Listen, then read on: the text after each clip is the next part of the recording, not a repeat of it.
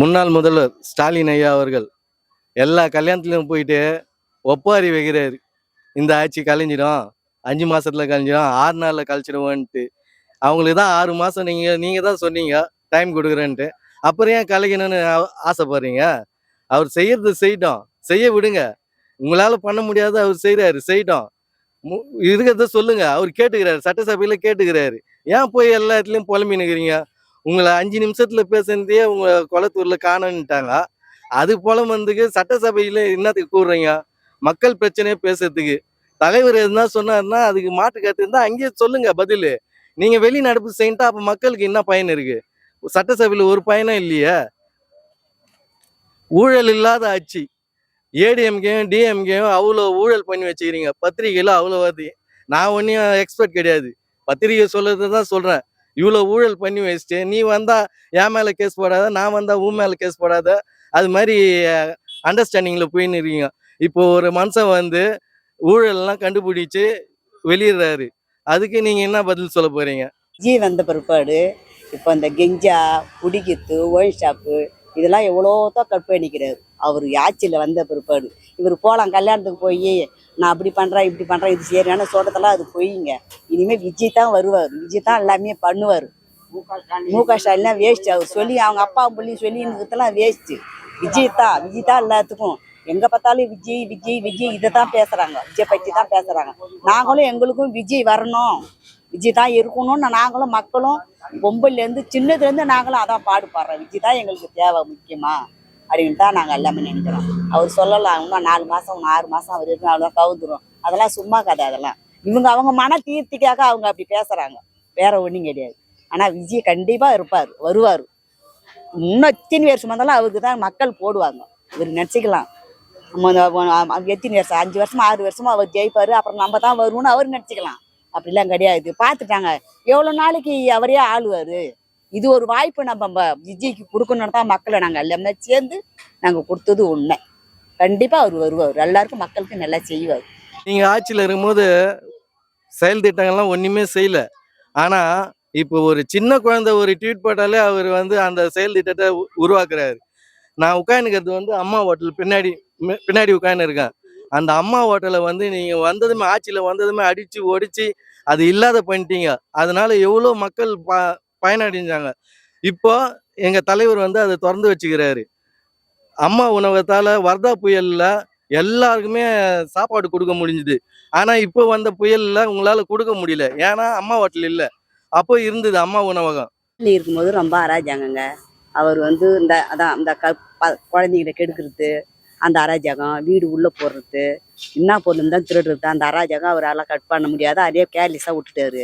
இப்போ விஜய் வந்த பிற்பாடு பரவாயில்ல, எல்லாம் கட்டுமானமாக இருக்குது, எல்லாம் சூப்பராக இருக்குது. அவர் வந்த பிற்பாடு எல்லாமே விறுவிறுப்பாக நடக்குது. எல்லாமே எதுவும் எந்த குறையும் கிடையாது. அழகாக பண்ணுறாரு. நாங்களும் கண்ணால் பார்க்குறோம் இந்த ஏரியாவுக்கு என்ன செய்கிறாரு, என்ன போகிறாரு. இப்போ கரண்ட் வசதி, தண்ணி வசதி, பஸ்ஸு வசதி எல்லாமே. ஆனால் அவர் அவர் ஸ்டாலின் இருக்கும்போது அது ஃப்ரீ தான். இவர் வந்து இன்னும் எவ்வளோ ஃப்ரீன்னு சொல்லிக்கிறாரு. கண்டிப்பாக அவர் செய்வார், செய்யாத இருக்க மாட்டார். ஏன்னா அவர் மக்களுக்காக தான் அவர் பாடுபடுறாரு. சின்ன சின்ன குழந்தைங்களை வந்து விஜய் விஜய் விஜய் தம்பி விஜயான்னா இதை பற்றி தான் பேசுகிறாங்க.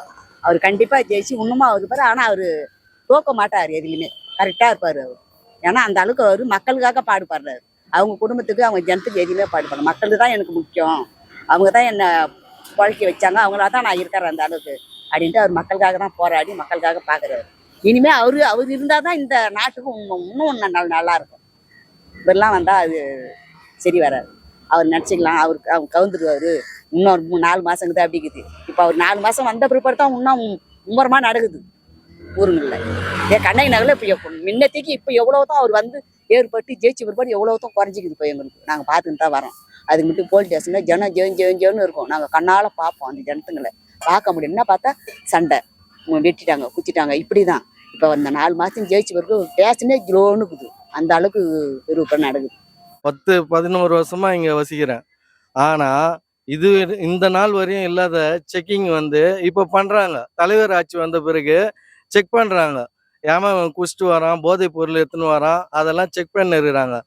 நீங்கள் வந்து போதைங்களை 10 வருஷம் 5 வருஷமா பரப்பி விட்டு இப்போ வந்து போதை ஒழிக்கணும், போதை 50 நாளில் ஒழிச்சிட முடியுமா? எங்கள் தலைவர் அதுக்கான ஏற்பாடுகளை செஞ்சுனுக்கிறாரு. கண்டிப்பா போதை இல்லாத தமிழ்நாடா ஆகும். விஜய் வந்து அவர் சொன்ன வாக்கு கண்டிப்பாக எங்களுக்கு நிறைவேற்றுவார். இவங்க சொல்லலாம் வந்து 4 மாசத்துல என்ன அவங்க சொன்னது செய்யலையே அப்படின்னு இவங்க நினைக்கலாம். அவர் கண்டிப்பாக அவர் மக்களுக்காக செய்வார், செய்யாத இருக்க மாட்டார். அவங்க வந்து என்ன நாங்கள் வந்து இவ்வளோ நாள் நாங்கள் உடனே சேர்ந்தோம், நாங்கள் வந்து இது செய்யலை. நாங்கள் வந்து விஜயை நம்புகிறோம். ₹1 இல்லாத கல்லாவில் ₹1 இல்லாத சுத்தமாக இல்லாத காலி பண்ணிட்டு அவங்க போயிட்டாங்க. இப்போ அவரு டைமை கேட்டுக்கிறாரு, இந்த டைமை எங்களுக்கு கொடுங்க, அதை கொடுத்தீங்கன்னா நான் கண்டிப்பாக நான் சொன்னதை உங்களுக்கு நிறைவேற்றுறேன் அப்படின்னு சொல்கிறாரு. நாங்கள் அவரை சொன்னதை நாங்கள் நம்பி இருக்கிறோம். கண்டிப்பாக அவர் நிறைவேற்றுவாருன்னுட்டு நாங்களும் மனசாட்சியோட இருக்கிறோம். அவரை பற்றி நாங்கள் எதுவும் குறைச்சலாம். மக்கள் அவங்களுக்குள்ளேயே அவங்க கட்சிக்குள்ளேயே பேசிக்கலாம். என்ன வந்து சேர்ந்துட்டாரு, என்ன வந்து சொன்னார், என்ன சேர்ந்தாரு, என்ன போனார் அப்படின்னு அவங்க நினச்சிக்கலாம். அவங்களுக்கு அவர் டைமை கேட்டுங்கன்னா அந்த டைமுக்கு அவர் கண்டிப்பாக அவர் செய்வார். எங்களுக்கு நம்பிக்கை இருக்குது, விஜய் மேலே செய்வாங்க அப்படின்னு நம்பிக்கை இருக்குது. அவர் வந்து 2500 தரமாட்டேன்னு சொல்லல, கொஞ்சம் டைம் கேட்டுக்கிறாரு மக்கள்கிட்ட. மக்களும் பொறுமையா இருக்கிறாங்க. ஆனா நீங்க தான் மக்களை ட்விஸ்ட் பண்ணி விட்டுனுக்கிறீங்க. 2500 தரல, டைம் கொடுங்க. நீங்க தான் கஜானாவே காலி பண்ணி வச்சுக்கிறீங்க. அதெல்லாம் வரதுக்கோசம் அவர் வெயிட் பண்ணுகிறாரு. எல்லாம் பொறுமையா வந்துதான் கண்டிப்பா எங்க தலைவர் தருவாரு. எங்க அப்பாவை காணோன்னு தலைவர் விஜய் அவர்கள் சட்டசபையில சொன்னாரு. ஆனா நீங்க என்ன சொல்றீங்க, மக்கள் மனசுல இருக்கிறேன்னு சொல்றீங்க. மக்கள் மனசுல இருந்து உங்களை குப்பையில தூக்கி போட்டு ரொம்ப நாள் ஆயிடுச்சு. இனிமேட்டு எங்க விஜய் அண்ணா தான் நிரந்தர முதல்வர். தலைவர் வந்ததுலேருந்து ஊழலை குறைச்சிட்டாரு, டாஸ்மார்க்கை குறைச்சிருக்கிறாரு. அப்புறம் மகளிர் பாதுகாப்புக்கு கோசம் சிங்கப்பெண் அதிரடி படை உருவாக்கி இருக்கிறாரு. அம்மா உணவகத்தை திறந்துருக்கிறாரு. நீங்க வந்து 2500 தரலன்னு 50 நாள்லயே இது பண்ணினீங்க. நீங்க 1000 ரூபாய் எத்தனை வருஷத்துக்கு பின்னாடி கொடுத்தீங்க? 2.5 வருஷம் ஆயிடுச்சு நீங்க கொடுக்கறதுக்கு. உங்க திட்டத்தையே அவரு செயல்படுத்தினுக்கிறாரு. ஆனா இதே நீங்க இருந்தீங்கன்னா அம்மா உணவகத்தை உடைச்ச மாதிரி எல்லா திட்டத்தையும் உடைச்சிட்டு இருப்பீங்க. நான் வந்து சோழிங்கநல்லூர் சட்டமன்ற தொகுதியில் இருக்கேன். எங்களுக்கு எம்எல்ஏ வந்து மக்கள் நாயகன் அண்ணன் ஈசிஆர் சரவணன் அவர்கள். அவர் வந்து வெற்றி பெற்றார். அவர் வெற்றி பெற்று முதல் மாத சம்பளத்தையே 4 நலத்திட்ட உதவி செஞ்சார். இதுதான் வந்து எங்கள் விஜய் அண்ணனுடைய வளர்ப்பு. ஆனால் இதே ஏடிஎம்கே டிஎம்கே இருந்தீங்கன்னா ஒரு நலத்திட்ட உதவி எடுத்துன்னு வந்து அதில் எப்படி கொள்ளை அடிக்கலான்னு அப்படி தான் யோசிச்சிருப்பீங்க. மாண்புமிகு எம்ஜிஆர் எப்படி அரசியலில் இருந்தாரோ, அவர் பேர் ஒழிச்சு நின்றதோ, அதே மாதிரி எங்கள் அண்ணன் விஜய் அண்ணன் பேரும் மக்கள் மனசில் என்றென்றும் ஒழிச்சுன்னு இருக்கும். விஜய் பேசலன்னு சொன்னீங்களே, விஜய் பேசணும்னா அவன் அதிர்து இல்லை சட்டமன்றமே. அப்போ காணன்னு சொன்னீங்களே, ஏய் நீங்கள்லாம் 1980 நீங்கள் காணாமல் போயிருப்பீங்க. ஹெச்வி அண்டைக்கு கழிச்சிட்டாரு. ஆனால் எம்ஜிஆர் வந்து அதை ஒத்துழைத்து வாபஸ் வாங்கிக்கோ நின்ட்டு அண்ணா நகர் தொகுதியிலே விட்டு கொடுத்தது. அப்போவே உங்கள் அப்பாவை காணும், உங்கள் தாத்தாவை காணும். இன்றைக்கி வந்து புலம்புறீங்க. நீங்கள் என்ன நலந்திட்டம் செய்றீங்க? இங்கே வந்து ஊழல் தான் ஜாஸ்தியாக இருந்துச்சு உங்கள் ஆட்சியில் செய்தீங்களே கண்டி. இங்கே வந்து எதுவுமே செய்யலை. இப்போ வந்து விஜய் வந்து எல்லாத்தையும் நல்லது செய்கிறாரு. அவருக்கு வந்து நீங்கள் குடைச்சல் கொடுக்குறீங்க. எல்லாமே நலத்திட்டம் செய்யணுன்னாக்கா எல்லாமே அதுக்கு வந்து தடங்களாக இருக்கீங்க. 50 நாள் வந்து ஆயிடுச்சு. 50 நாள் இல்லை எதுவுமே செய்ய முடியாது. 2500 நீங்கள் பெரிய இது போடுறீங்களே. 2500 6 மாதம் அவகாசம் நீங்கள் காத்துக்க மாட்டீங்களா? நீங்கள் வந்தவுடனே ஆட்சிக்கு வந்தோடனே கொடுத்துட்டீங்களா? நீங்களும் இது பண்ணல. அதே 1000 இருந்தாலும் அதில் எவ்வளோ கொள்ளடிச்சிருப்பீங்க. இதே விஜய் ஆட்சி தவைக்கா வந்தவனும் எல்லாரையும் ஊழல் இல்லாத ஆட்சி. இப்போ பார்த்துட்டீங்கன்னாக்கா இது டிரான்ஸ்ஃபார்மர் ஊழல், தமிழ்நாடு மின்சார வாரிய ஊழல், இப்போ வந்து இது கோயிலில் ஊழல், இதெல்லாம் கண்டுபிடிச்சி யாராருக்கு என்னென்ன சேரணுமோ அதை சேர்த்துக்கிட்டு இருக்காங்க. இதுதான் விஜயோட ஆட்சி, நல்லாட்சி. அப்புறம் நீங்களாம் வந்து கதத்து பண்ணுங்க கிடையாது. நீங்கள் அப்பாவை காணணுன்னு இன்னும் காணாமல் தான் போகிறீங்க. அது இன்னும் உண்மை. விஜய் மேலே பழி போடுறீங்க. நீங்கள் தோற்றதுக்கு காரணம் என்ன அதை நினச்சி பாருங்கள்.